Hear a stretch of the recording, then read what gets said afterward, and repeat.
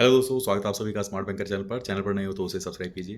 तो आज की वीडियो हम लोग बात करने वाले हैं, जैसे आईबीपीएस क्लर्क का एग्जाम होने वाला है तो किस तरीके से आप लोग को इसमें 80 प्लस आप लोग स्कोर कर सकते हो। मैंने किस तरीके से इसमें 85 प्लस स्कोर किया था। मैंने अपना जो स्कोर कार्ड है वो कम्युनिटी पोस्ट पे भी डाल रखा है, आप लोग देख सकते हो मेरा स्कोर उसमें। ठीक है, मेरे अटेम्प्ट जो थे वो आई थिंक 92 के आसपास थे और 85 प्लस मेरा स्कोर आया था। अभी 80 प्लस स्कोर करना आसान है, लेकिन टर्म्स एंड कंडीशन अप्लाई कैसे आप लोग कर सकते हो मैं बताता हूँ। सिलेबस आप लोग जानते हो सिलेबस क्या क्या है, ठीक है। रीजनिंग, इंग्लिश, मैथ्स, ये 3 सब्जेक्ट है आप लोगों के, और सिलेबस आप लोग को बहुत अच्छी तरीके से मालूम कि क्या करना है। सबसे अब सब्जेक्ट वाइज बात करते हैं कि किस किस चीज़ पे आप लोग को ज़्यादा फोकस करके चलना है, जिससे कि आप मैक्सिमाइज कर सकते हो अपने स्कोर को और 80 प्लस स्कोर कर सकते हो, जिससे कि आपका प्रीलिम्स निकलने में कोई दिक्कत ना हो। प्रीलिम्स अगर आप लोगों ने निकाल लिया तो मेंस निकालना ज़्यादा बड़ी बात नहीं है। जीके वगैरह पढ़ो अच्छी तरीके से, ठीक है। आराम से आपका मेंस भी निकलेगा और सिलेक्शन भी आप लोग ले लोगे, ठीक है ना। देखो, इंग्लिश के अंदर ज़्यादातर फोकस आप लोग को करना है रीडिंग सेक्शन पर, ठीक है। जितना ज़्यादा रीड कर सको, रीडिंग कॉम्प्रीहेंशन, पैराजम्बल, ठीक है, क्लोज टेस्ट, इन सब पे बहुत ज़्यादा फोकस करके चलो जितना हो सके। ग्रामर बेसिक भी आता होगा, चल जाएगा, ठीक है। एरर डिटेक्शन के वैसे भी बहुत कम क्वेश्चन आते हैं, तो ऐसा नहीं कि दिन भर ग्रामर ही पढ़े बैठे हैं और फिर रीडिंग कॉम्प्रिहेंशन समझ में नहीं आता, मतलब सेंटेंस पढ़ के पता ही नहीं चलता कि वो कहना क्या चाह रहा है, ठीक है। आपने पूरा पैराग्राफ पढ़ा, आपको पता ही नहीं क्वेश्चन का आंसर कैसे करना है, कहाँ से आपको देखना है आंसर। तो ऐसा नहीं होना चाहिए, ठीक है। तो इन सब जो चीज़ बताइए उन पे ज़्यादा आप लोग को फोकस करके चलना है, ग्रामर पर थोड़ा कम फोकस करके चलना है, ठीक है। उसके अलावा रीजनिंग सेक्शन में पजल्स जितना ज़्यादा हो सकता है उतना लगाओ। पजल्स इसमें इजी ही आता है, आईबीपीएस क्लर्क के एग्जाम में टफ वाली पजल इसमें पूछी नहीं जाती। तो आपको वहीं से प्रैक्टिस करनी है जहाँ से आप लोग इजी इजी पजल्स देख सको आप लोग, ठीक है। प्रैक्टिस के लिए अगर सोर्स जानना चाहते हो तो आप लोग गाइडली का पीडीएफ बंडल ले सकते हो। उसमें आपको मतलब कि प्रीलिम से लेकर के मेंस तक के हर तरीके के सवाल देखने को मिल जाएंगे। मैं लिंक आपको डिस्क्रिप्शन और कमेंट सेक्शन में दे दूंगा। स्मार्ट 12 कोड यूज़ करोगे तो आपको एक्स्ट्रा डिस्काउंट भी मिल जाएगा। तो प्रैक्टिस आप लोग वहाँ से कर सकते हो, इंग्लिश की हो, चाहे मैथ्स की हो, चाहे रीजनिंग की हो।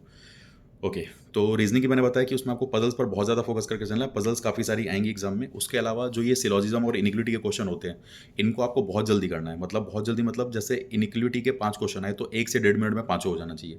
सिलॉक्स का क्वेश्चन आया, मैक्सिमम 2 मिनट 5 के 5 क्वेश्चन हो जाने चाहिए। कोडिंग डिकोडिंग 1.5 से 2 मिनट हो जाने चाहिए पूरे 5 के 5। इतनी स्पीड आपको बढ़ानी है।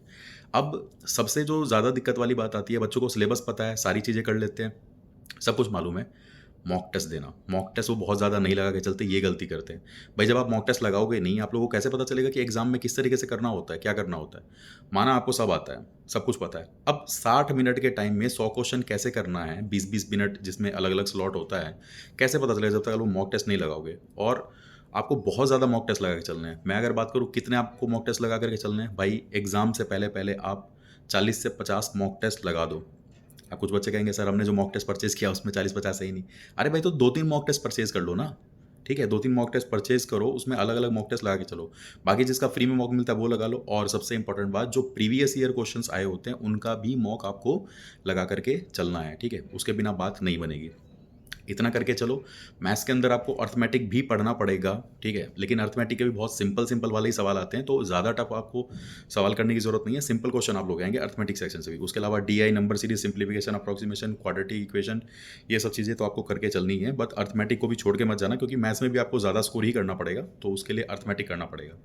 अब कुछ एक टॉपिक जो आप छोड़ सकते हो वो मैं बता देता हूँ। प्रोबेबिलिटी छोड़ दो, परमुटेशन कॉम्बिनेशन इसको छोड़ सकते हो, चाहो तो जो मेंसुरेशन वाला पार्ट है उसको भी छोड़ सकते हो, ठीक है।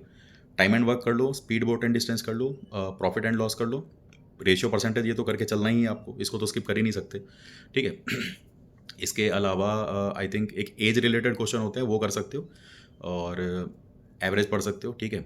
इतना करके चलो तो अर्थमेटिक में भी आप लोग के काफ़ी सारे क्वेश्चन बन जाए। हाँ, एक पार्टनरशिप भी पढ़ लेना मैथ्स के अंदर में। और सबसे इंपॉर्टेंट बात, मॉक टेस्ट आपको लगाना ही लगाना है, बहुत ज़्यादा मॉक टेस्ट लगाना है, ठीक है। मॉक टेस्ट जितना ज़्यादा हो सके उतना ज़्यादा लगाओ, क्योंकि स्पीड आपकी उसी से बढ़ेगी। मॉक टेस्ट को एनालिसिस उसका अच्छी तरीके से करो, अच्छे से एनालाइज करो। जब भी एक मॉक टेस्ट देते हो तो हमेशा देखना कि कौन सा क्वेश्चन गलत हुआ, कौन सा कम टाइम में बनना चाहिए था लेकिन ज़्यादा टाइम लगा है, ठीक है, और कौन से क्वेश्चन स्किप हो गए हमसे, और क्या वो बन सकते थे कि नहीं। इतना आप लोग को ध्यान करके चलना है। इतना अगर करके चलते हो तो अच्छी खासी आप लोग की प्रैक्टिस हो जाएगी, और अच्छा खासा आप लोग एग्जाम में स्कोर भी कर सकते हो। बाकी इसके अलावा अगर आप लोग के कोई डाउट्स हैं तो मुझे कमेंट सेक्शन में लिख सकते हो, और अगर वीडियो अच्छा लगा तो उसे लाइक कर सकते हो। बाकी चैनल पर नए हो तो उसे सब्सक्राइब कर सकते हो। बाकी दोस्तों मिलते हैं फिर नेक्स्ट वीडियो में, तब तक के लिए धन्यवाद।